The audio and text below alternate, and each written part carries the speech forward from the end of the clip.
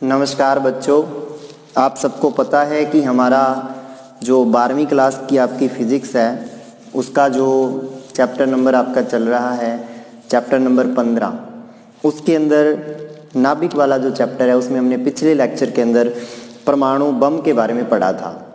आज हम आपको इस पार्ट के अंदर पढ़ाने वाले हैं नाभिकीय भट्टी या न्यूक्लियर रिएक्टर के बारे में।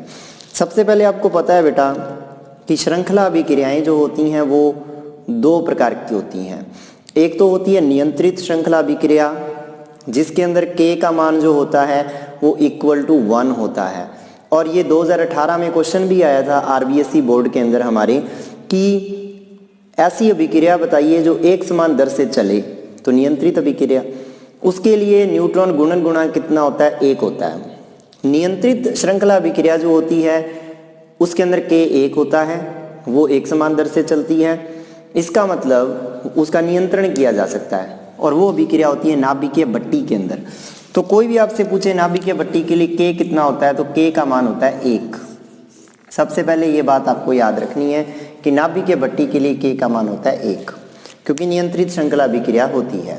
अनियंत्रित श्रृंखला अभिक्रिया का उदाहरण होता है परमाणु बम, जो हम पढ़ चुके हैं कि अनियंत्रित श्रृंखला अभिक्रिया के अंदर क्या होता है, परमाणु बम उसका बहुत अच्छा उदाहरण है।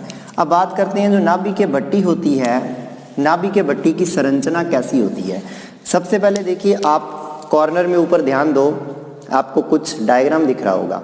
उस कॉर्नर के अंदर जो डायग्राम है वो हमारा जो न्यूक्लियर रिएक्टर इंग्लिश में कहते हैं, जो नाभिकीय भट्टी हमारे रावतबाटा चित्तौड़गढ़ के अंदर, रावतबाटा राजस्थान में जो हमारे नाभिकीय भट्टी है उसका वो डायग्राम है।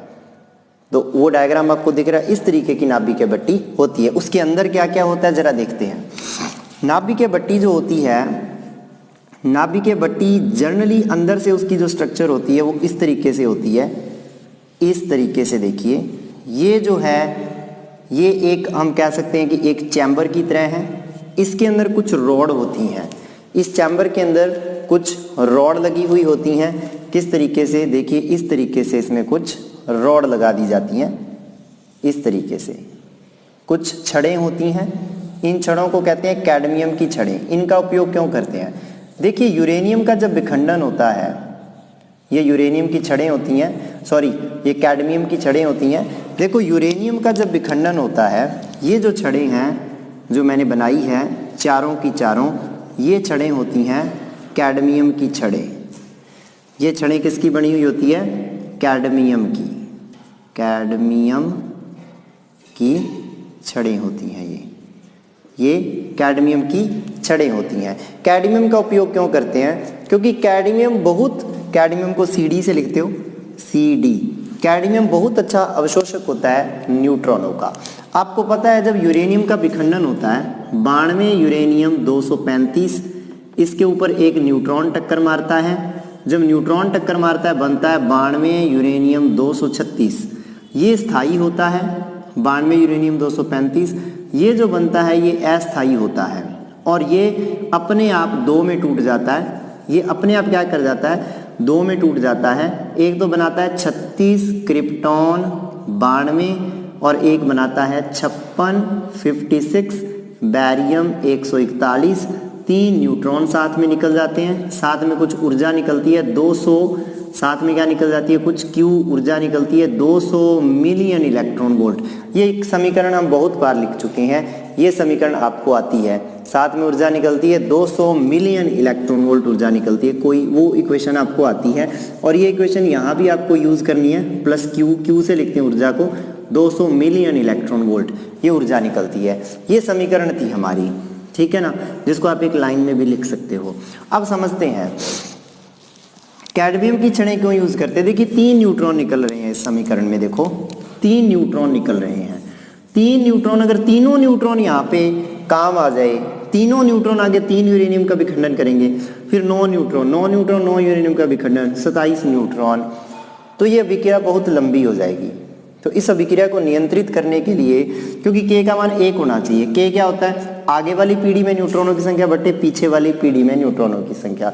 तो आगे वाली पीढ़ी में और पीछे वाली पीढ़ी में न्यूट्रॉन बराबर रहने चाहिए, तभी तो K 1 आएगा। आगे वाली पीढ़ी में भी एक ही न्यूट्रॉन भाग ले पीछे वाली में भी एक ही, हमेशा 1/1 चलता रहे, यानी कि 3 न्यूट्रॉन में से 2 न्यूट्रॉन मुझे अवशोषित कर लेने हैं। 3 न्यूट्रॉन निकल रहे हैं, इनमें से 2 न्यूट्रॉन मुझे काम में नहीं लेने, उनका अवशोषण करवा देना है। अवशोषित कौन करेगा? कैडमियम। तो कैडमियम समझ आ गया होगा, कैडमियम के बारे में पता चल गया। तो फर्स्ट जो पार्ट इसका आ जाता है नाभिकीय भट्टी का, संरचना में जो फर्स्ट पार्ट आता है नाभिकीय भट्टी का वो यही आता है, नियंत्रक छड़ें। नियंत्रक छड़ें जो होती हैं वो किसकी बनी होती हैं? नियंत्रक छड़ें, ये याद रखना है आपको। नियंत्रक छड़ें जो होती हैं वो कैडमियम की बनी हुई होती हैं, कैडमियम की बनी होती हैं। इनका क्या करते हैं? उपयोग करते हैं। किसके लिए उपयोग किया जाता है? नियंत्रण के लिए उपयोग किया जाता है, नियंत्रक छड़ों का, क्योंकि कैडमियम न्यूट्रॉनों का अच्छा अवशोषक है, याद रखना। फिर देखिए, फिर इसके अंदर क्या किया जाता है? इसके अंदर बीच में यहाँ पर जो ग्रीन कलर के मैं डॉट बना रहा हूँ, ये भरा जाता है विखंडनीय पदार्थ। विखंडनीय पदार्थ वो होता है जो ऊर्जा का स्रोत होता है, जो विखंडन के लिए काम आता है। ये इस तरीके से खांचों में भरा जाता है विखंडनीय पदार्थ। हर खांचे के हर एक जो ग्रीन कलर का डॉट है, हर एक जो हरे रंग का बिंदु है, उसका द्रव्यमान जो होता है वो क्रांतिक द्रव्यमान से कम होता है। ये जो ग्रीन कलर के जितने डॉट दिख रहे हैं, ये सारे के सारे क्या होते हैं? विखंडनीय पदार्थ होते हैं, जिनको आप कहते हो ईंधन। विखंडनीय पदार्थ को आप ईंधन भी कहते हो, यानी कि फ्यूल, ईंधन के रूप में उपयोग करते हैं। और ईंधन के रूप में यहाँ कौन होता है? 92 यूरेनियम 235 हो सकता है, 94 प्लूटोनियम 239 हो सकता है। ये 2 नंबर पॉइंट आता है विखंडनीय पदार्थ, जिसका विखंडन करवाना है। हर एक खांचे, हर एक हरे रंग के डॉट के अंदर जो यूरेनियम या विखंडनीय पदार्थ भरा है, उसका द्रव्यमान क्रांतिक द्रव्यमान से कम है। क्योंकि क्रांतिक द्रव्यमान से कम इसलिए होना चाहिए ताकि इसका विखंडन ना हो, क्योंकि क्रांतिक द्रव्यमान से ज़्यादा होते ही विखंडन शुरू हो जाएगा। 2 शर्तें थी ना विखंडन की, एक तो द्रव्यमान क्रांतिक द्रव्यमान से अधिक होना चाहिए, और दूसरी शर्त थी कि कम से कम 1 न्यूट्रॉन अवश्य होना चाहिए। तो विखंडनीय पदार्थ जिसको आप कहते हो ईंधन, तो यहाँ पर ईंधन या विखंडनीय पदार्थ के रूप में ये यूज़ किए गए हैं। उसके बाद देखिए, ये जो खाली जगह रहेगी इसमें, बाकी जो रह गया, ये जितनी भी खाली जगह है, तो खाली जगह पे तीर का निशान लगा के छोड़ दिया। वहाँ पे होता है जी मंदक। मंदक, अब ये मंदक क्या होता है?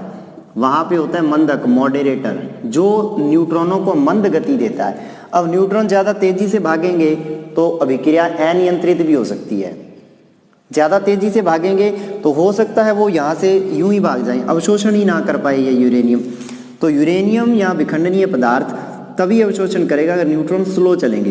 पढ़ा था ना कि न्यूट्रॉन 0.025 इलेक्ट्रॉन वोल्ट के चाहिए यूरेनियम 235 के लिए, लेकिन 1.1 मिलियन इलेक्ट्रॉन वोल्ट बहुत होती है एनर्जी, ये इतने चाहिए 92 यूरेनियम 238 के लिए। इसीलिए 238 वाला काम में नहीं लिया जाता, क्योंकि इतने ज़्यादा ऊर्जा के न्यूट्रॉन हमारे यहाँ पर बनाने असंभव है।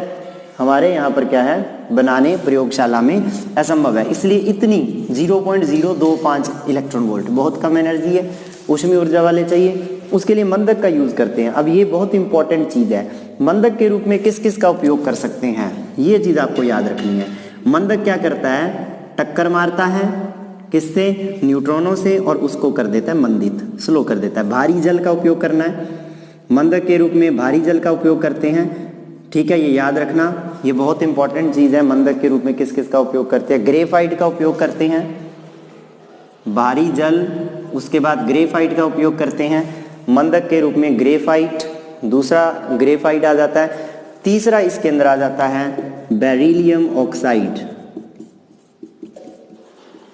बेरिलियम ऑक्साइड, बेरिलियम ऑक्साइड का उपयोग भी मंदक के रूप में किया जाता है। आदि और भी बहुत सारी चीज़ें हैं। ये 3 वर्ड आपको याद रखने हैं, पेपर में आ जाते हैं कई बार कि मंदक के रूप में किस किस का उपयोग करते हैं, ये चीज़ आ जाती है। उसके बाद देखिए, अब ये जो क्रिया होगी इससे बहुत ज़्यादा ऊर्जा निकलेगी, है ना। तो उस ऊर्जा को हमें क्या करना है? हमें यूज़ भी तो करना है। उस ऊर्जा को क्या करेंगे? पानी प्रवाहित करेंगे इसके चारों ओर। इसके चारों ओर पूरे के पूरा जो ये आवरण है आपका, ये पूरा का पूरा जो आवरण है, इस आवरण के चारों ओर क्या करेंगे? पानी प्रवाहित करेंगे। पानी या शीतलक, उसको बोलेंगे शीतलक। हम शीतलक या पानी प्रोवाइड करेंगे इसके चारों ओर, शीतलक को प्रोवाइड करेंगे। शीतलक के लिए ठंडा जल उपयोग करते हैं। तो चौथा जो वर्ड आ जाता है इसके अंदर कि चौथी चीज़ क्या है, शीतलक। शीतलक का जैसे मैं बोल रहा हूँ वैसे ही आप थ्योरी लिख सकते हो। बाकी दोस्तों अच्छा लग रहा है वीडियो तो शेयर करें, और आप लोग चैनल सब्सक्राइब ज़रूर करें, अपने दोस्तों के साथ चैनल शेयर करें ताकि ज़्यादा से ज़्यादा बच्चे हमारे साथ जुड़ सकें। ये जो चीज़ है देखिए इस तरीके से, इसके अंदर क्या करते हैं, ठंडा पानी यहाँ से प्रोवाइड करवाते हैं। इसके इस तरीके से इस तरफ जाएगा ऐसे, इसके चारों ओर ठंडा पानी प्रोवाइड कराते हैं। जो पानी क्या करता है, भाप में बदल जाता है, पर शीतलक के में यूज़ होता है। और ये जो ठंडा जल है या ठंडा जल, ये कन्वर्ट हो जाता है किसके अंदर, ठंडा जल शीतलक के रूप में यूज़ करते हैं, या शीतलक के ब्रैकेट में ठंडा जल लिख सकते हो।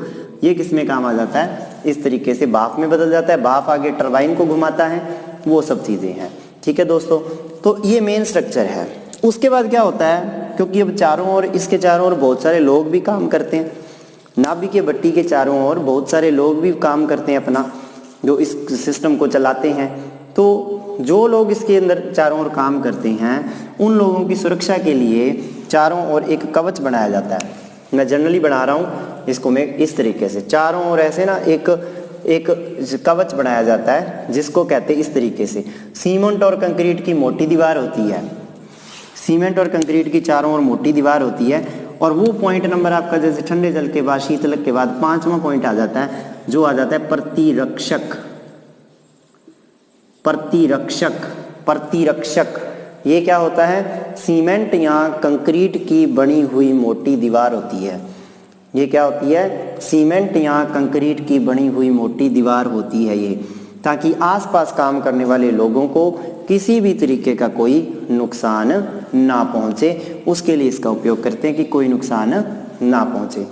तो ये नाभिक भट्टी है हमारी, इससे जो ऊर्जा निकलती है, ठंडा पानी है, भाप में बदल जाता है। भाप आगे टरबाइन घुमाता है, ठीक है, भाप आगे टरबाइन घुमाता है।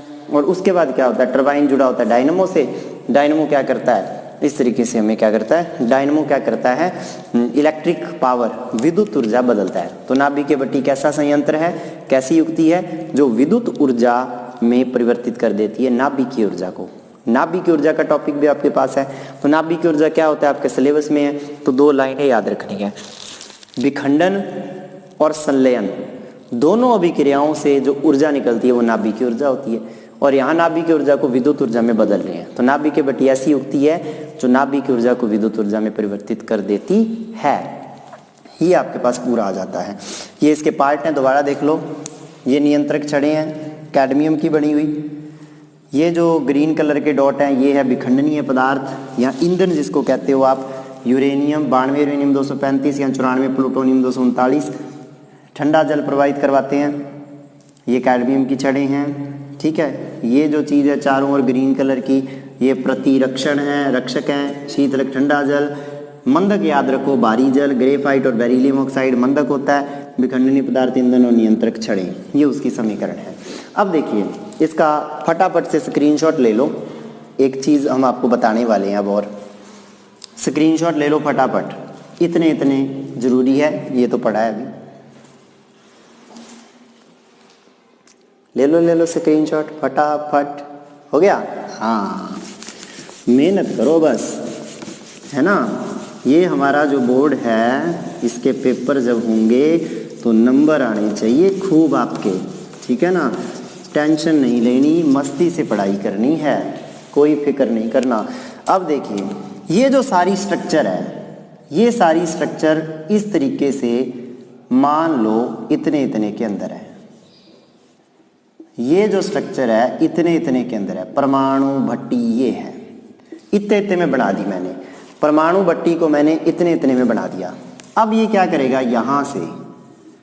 यहाँ से ये जाएगा आगे, और कहाँ पर जाएगा, इस तरीके से एक और पार्ट बना दिया। ठीक है, अब देखिए ये जो चीज़ बनाई है इसका बहुत बड़ा रोल है।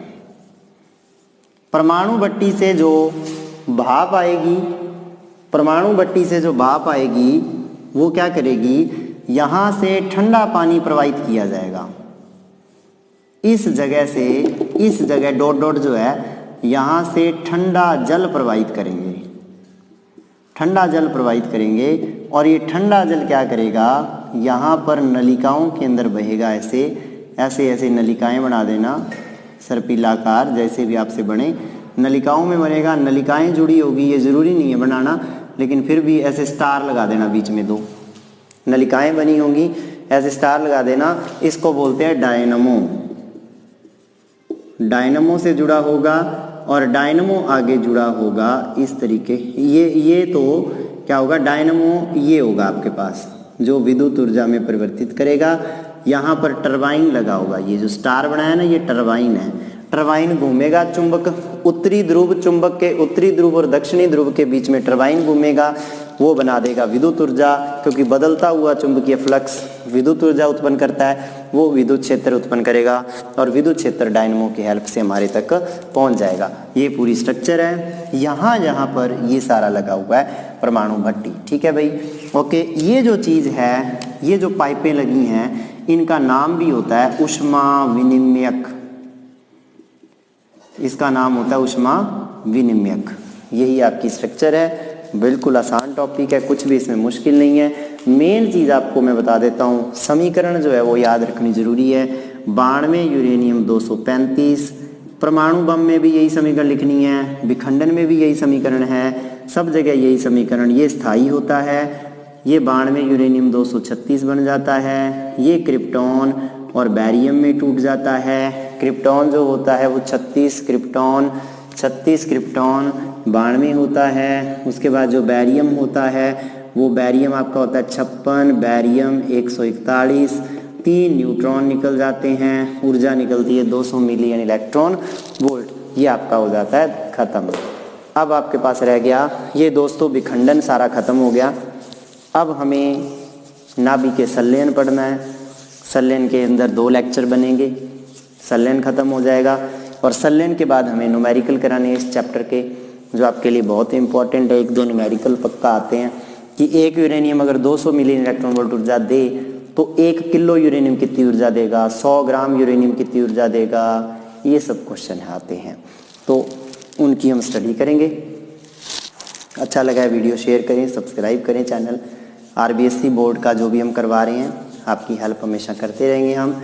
आप लोग डिस्क्रिप्शन में जाएं, टेलीग्राम लिंक ज्वाइन करें, ओके। और हमें आप व्हाट्सएप मैसेज भी कर सकते हो, नंबर वहाँ अवेलेबल है। आपका बहुत बहुत धन्यवाद।